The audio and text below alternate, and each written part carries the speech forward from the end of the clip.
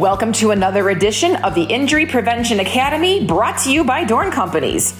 For over 20 years, DORN has been the nation's leading wellness-based pain management and injury prevention company. Through our customized ergonomic education, training, and tech solutions, DORN has helped nearly 120,000 employees over that time. With an annual ROI of nearly 600%, we have saved employers over $100 million in workers' comp and healthcare costs. I'll be your host, Cheryl Roy, and we will be diving into the various facets of all things safety in the working environment.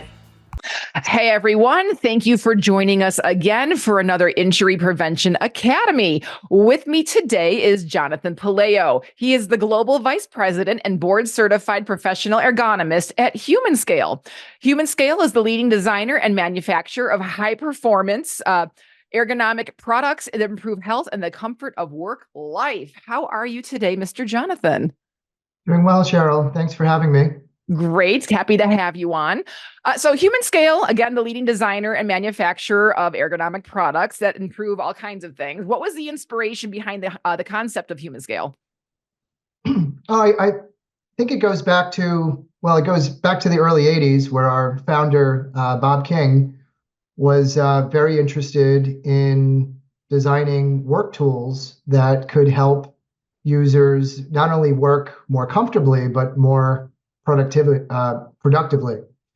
And that led to a number of different innovations. One was an anti-glare screen. We called them eye protection filters, which, if you remember those large CRT monitors that were linked to things like eye strain and all sorts of computer vision syndrome, all sorts of different symptoms. That was a product that was designed to filter out excessive brightness to actually make the screen much more comfortable to read. And that success led to other products like articulating keyboard supports and sit-stand desks and monitor arms. And I think probably if you were to ask him the product line he's most proud of, it would be our seating line. It's all of the design, innovation, and ergonomics research that went into that really went a long way into creating very new types of task chairs. Well, and it sounds like it's necessary because the world has grown, has become more industrialized. I mean, machines are taking over the place of many jobs.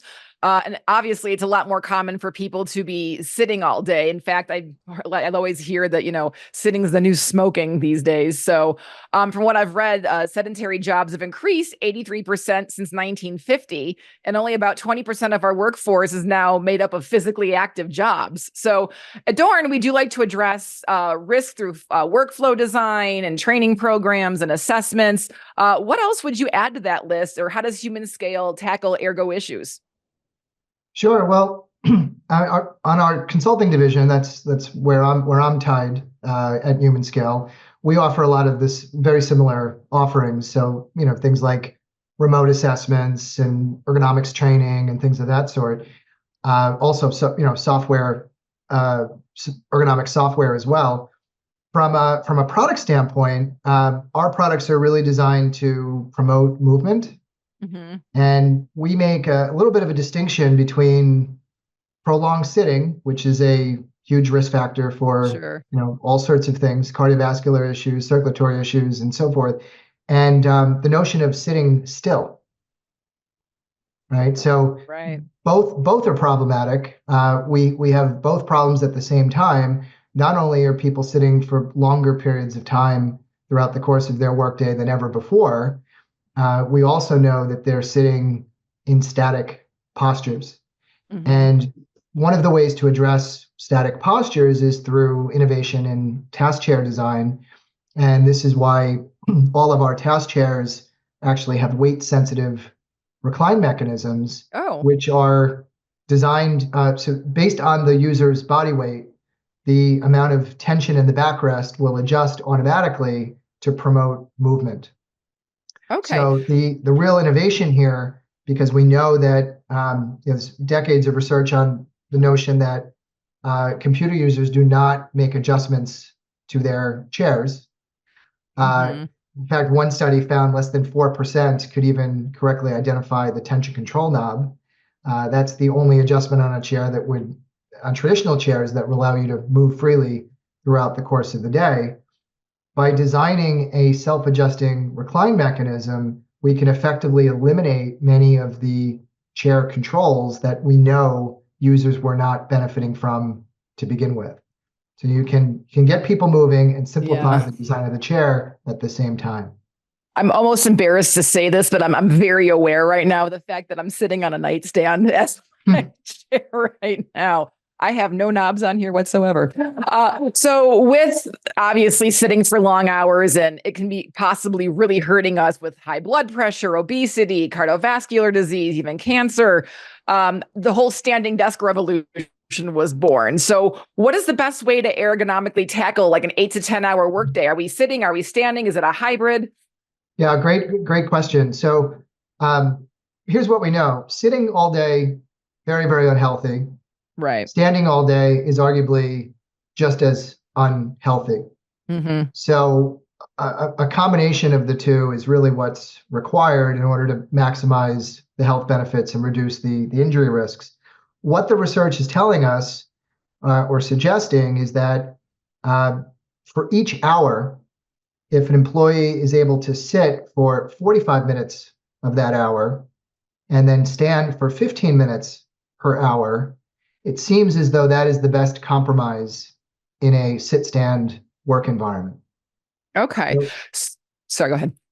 Well, so the ratio is basically like three to one. So Sure. for every minute, and there's no real hard and fast rules. I mean, you could feasibly stand for 10 minutes twice an hour, or I guess 7.5 minutes if we want to be technical.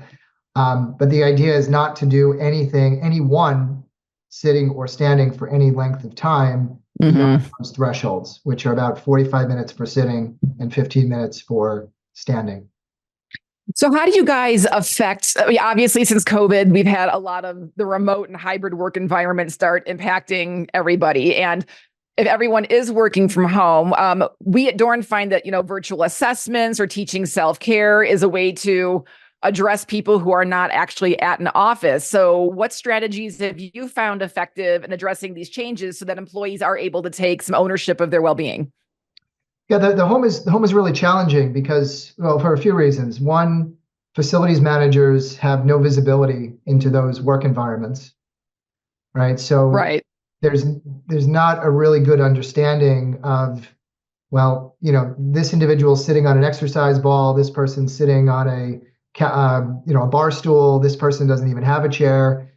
So visibility into the work environment is a major problem. Sure. And then from an organizational standpoint, once you determine what is needed, how do you implement that type of an equipment purchase, right? How do you get the product into the homes, and then how do you make sure that it's set up properly? What we did, or one of the approaches that we took, is we turned to software. We actually built a software platform called ErgoIQ that's actually designed to evaluate home work environments across an entire organization. So in about 5 minutes or less, the system can pinpoint postural and equipment-related issues, right? So it's a very quick employee level of engagement. And then all of that data is summarized, not for the employee, but for the organization, so that they can see what they're up against. They can understand what types of postural problems, because it's an equipment audit of sorts. And then they can decide how they want to proceed after they have the data. Okay. Once they approve or make decisions on what types of equipment they want to include, they can then re-release all of the reports to employees, and then employees can have an opportunity to go in, select the tools that they are interested in, that have been recommended for them, and then the way it's designed is the invoicing goes to the company, the product ships to the employee's home. Okay. Oh, you know what? Solutions to all of this is actually the way that you want to be going, because implementing ergonomic programs can be tricky, but I think having the buy-in from your employees to have choices on things is a great way to go. The National Safety Council reports that MSDs cause about 30% of unwanted days away from work and absenteeism, and this costs employers approximately like $20 billion annually.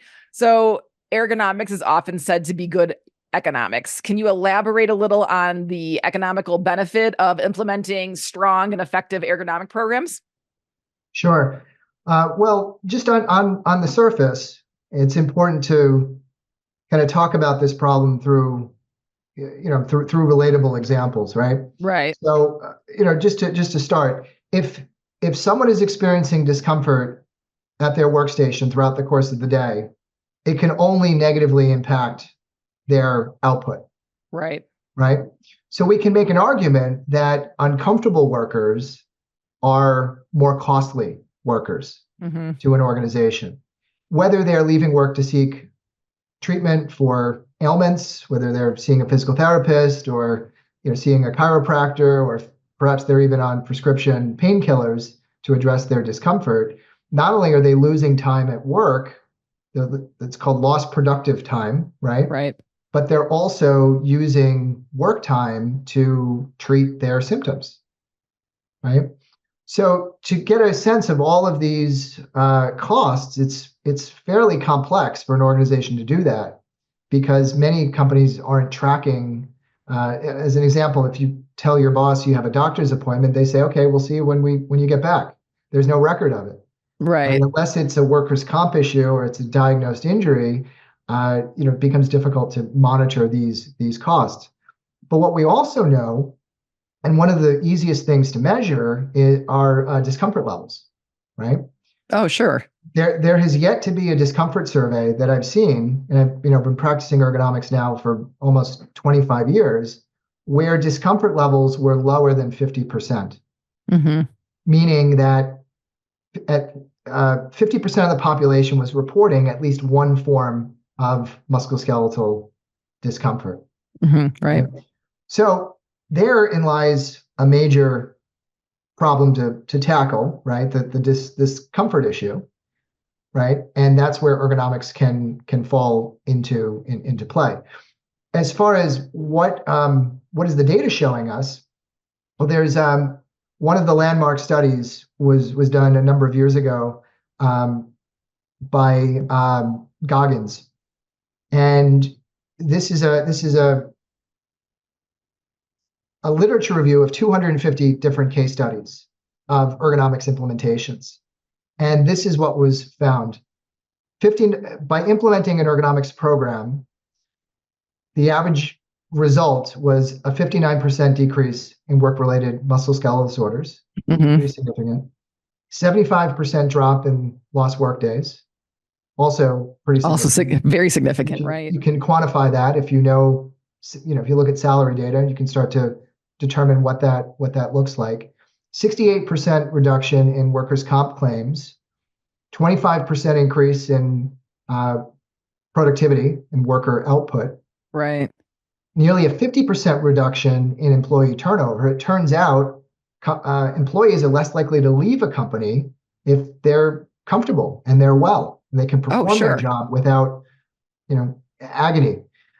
Significant decrease in absenteeism, about 58%, and a cost-benefit ratio. And I had to look at this several times because it, seemed high even to me, of 1 to 19.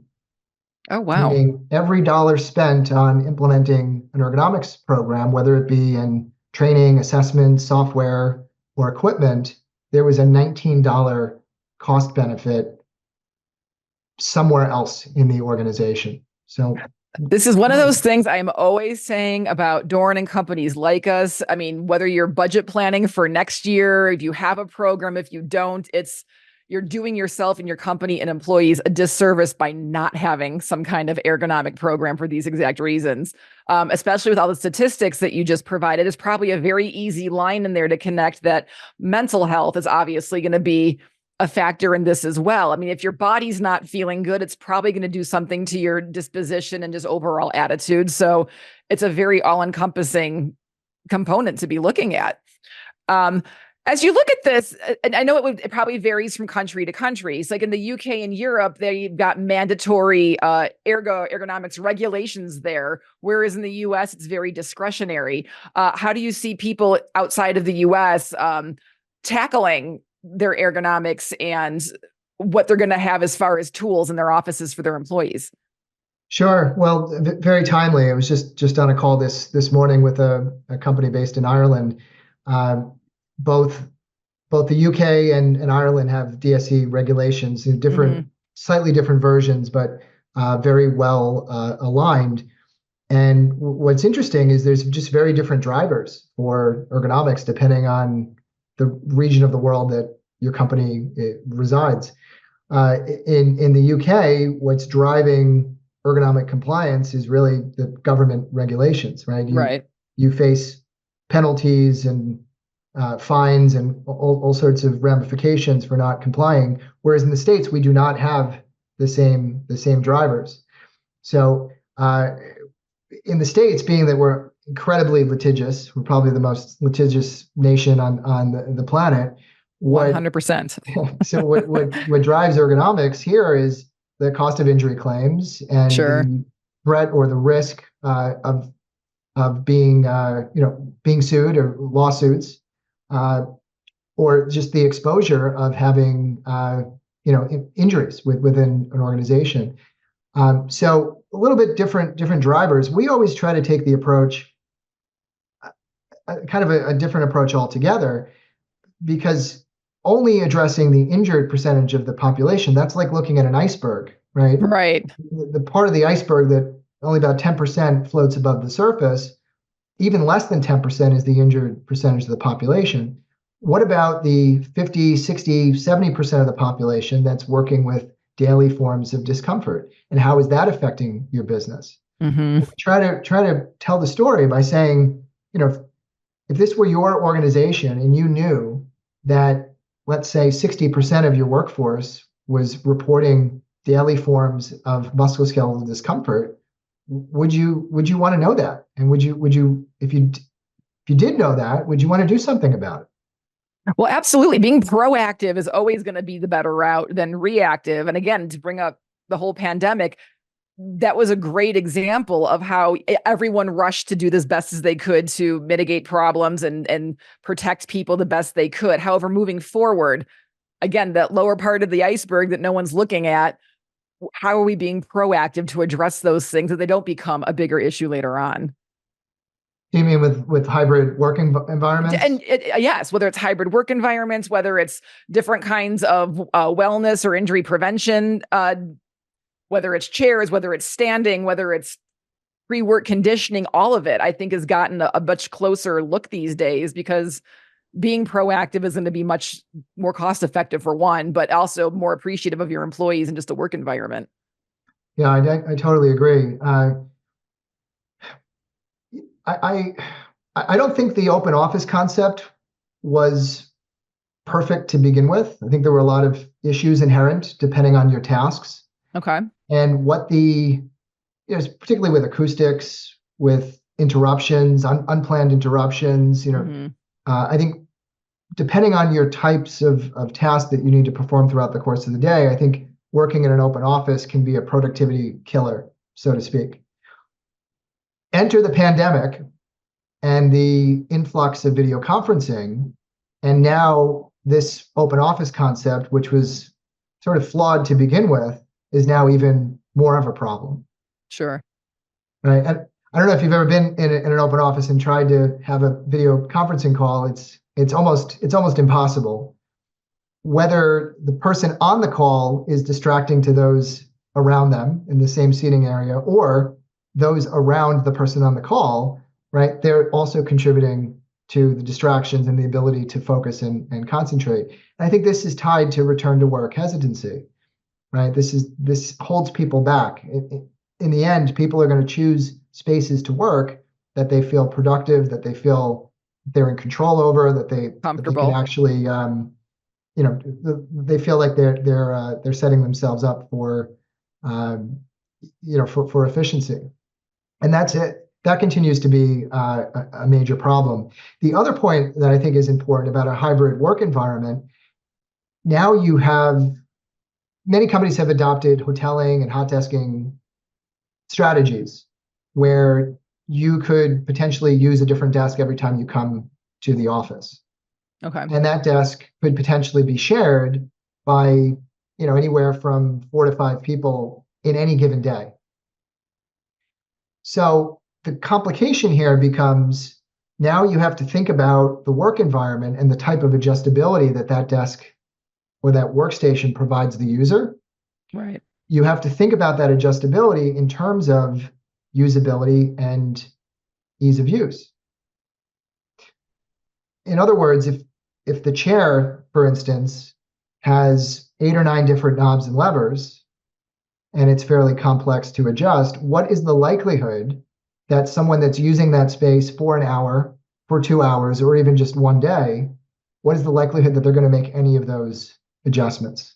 Properly at best, yeah. Right. So it's very, very low. So I think there's a design aspect to the hybrid work environments where now more than ever, it's absolutely critical that the tools that are specified for those spaces are absolutely as intuitive and easy to use as possible. Otherwise, yes, the adjustments will lay idle. Well, then you've got a fancy chair with a whole bunch of knobs. That's all it's going to be. So right. Yes, ease of use is definitely something that needs to be a priority, especially in the hybrid environments. So, well, as we wrap up, obviously the passion for workplace safety is there. So if you could make one prediction, how do you envision the evolution of safety in the workplace, say, over the next decade? I think about this a lot. So I really think that we're moving towards much, much greater levels of automation. Mm-hmm. And I think that the automation will be delivered through cloud-based systems. There's a number on the market today. Humanscale has one. But as we look at what is the future is really investing in systems that enable health and safety professionals, in-house ergonomists, and practitioners basically to have superpowers.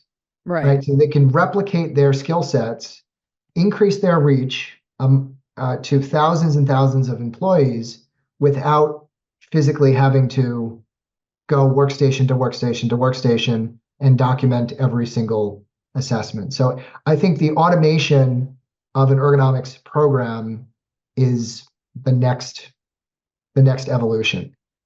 Everything from being able to empower employees to be able to make adjustments themselves, to empower employees to learn about ergonomics, but then also to empower program administrators to automate things like procurement, equipment approvals, right? All of the things that take hours and, well, sometimes weeks after formal assessments are conducted. So I've actually done a few talks on this about pilot programs or ergonomic programs and how do you get the buy-in from an employee. And honestly, we believe it's from the top down. Everyone needs to be involved on every level. It's easy for a manager to say, and this is the new rule, you have to do X, Y, and Z. But I feel if there's a communication where everything we're doing for the company as a whole, and it's meant to be for easier jobs and easier work environments for our workers, therefore it turns into all these other extra benefits. I think the approach of how it's done on whatever platform it may be, it's getting the buy-in from everybody in a positive way is how things need to move forward. So I agree with you 100% on that.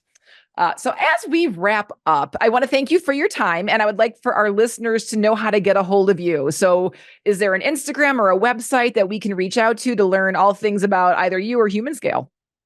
Sure, and thanks. I appreciate that. The website is just humanscale.com. And by going to the website, you can actually learn about all of the various Humanscale products and the innovative solutions. But also, you can learn more about our consulting services and our software platform as well. And you can certainly reach us through the website, and be happy to talk to anyone about this topic and see where we can help. Excellent. Well, again, I thank you for your time. And this is Cheryl wrapping up another edition of the Injury Prevention Podcast. Thank you.